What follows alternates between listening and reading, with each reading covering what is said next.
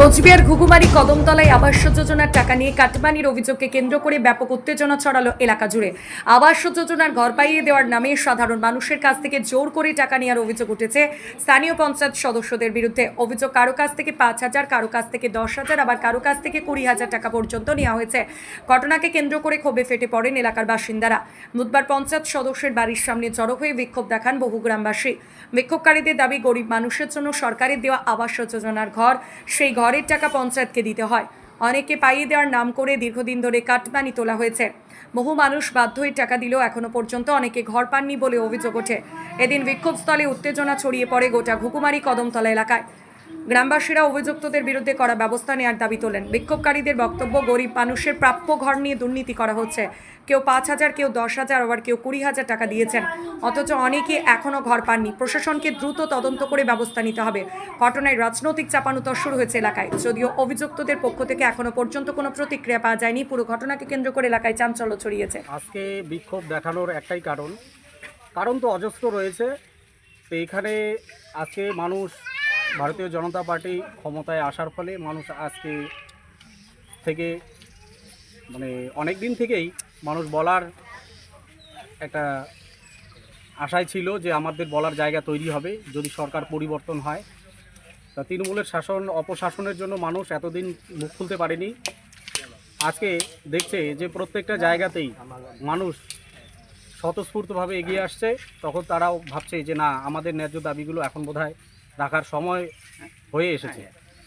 তাই এলাকার সকল মানুষ একত্রিত হয়ে যে 100 দিনের কাজ, রাস্তার কাজ, বিভিন্ন প্রকল্পের কাজের মধ্যে তৃণমূলের নেতা এবং পঞ্চায়েত প্রধান এরা কি করেছে, প্রত্যেকটা বাড়ি বাড়ি গিয়ে আবাস যোজনার যারা যারা ঘর পেয়েছে তাদের কাছ থেকে কাটমানি নিয়েছে। 15,000, 20,000 এরকম করে টাকা নিয়েছে জোরপূর্বক। যদি না দেই, এরকম বলেছে, যদি না দেন তাহলে পরবর্তী কিস্তিটা আমরা আর দেবো না, এইভাবে শাসিয়ে তাদের কাছ থেকে টাকা পয়সা তারা আত্মসাৎ করেছে। টাকাটা কে নিয়েছে?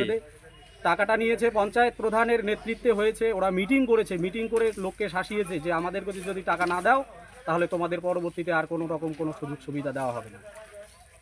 সাধারণ মানুষ অপারক, কোথাও কথা বলার তাদেরকে অধিকার থেকে বঞ্চিত রাখা হয়। সেই জন্যই মানুষ পরে বাধ্য হয়ে টাকাগুলো দিতে বাধ্য হয়েছে।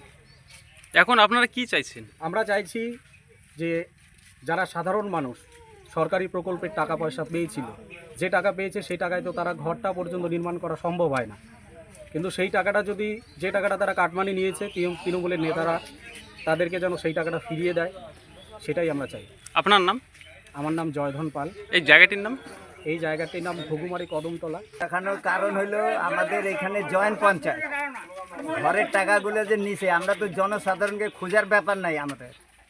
ওদের টাকাগুলো যেন আমরা রিটার্ন দিতে পাই, আমাদেরকে তারিখ দিছিল একটা 4 তারিখ, তো এরা কোনো খোঁজ খবর করে না। আমরা ওই নিয়ে পঞ্চায়েতের বাড়ি গেছিলাম ঘেরাও করতে।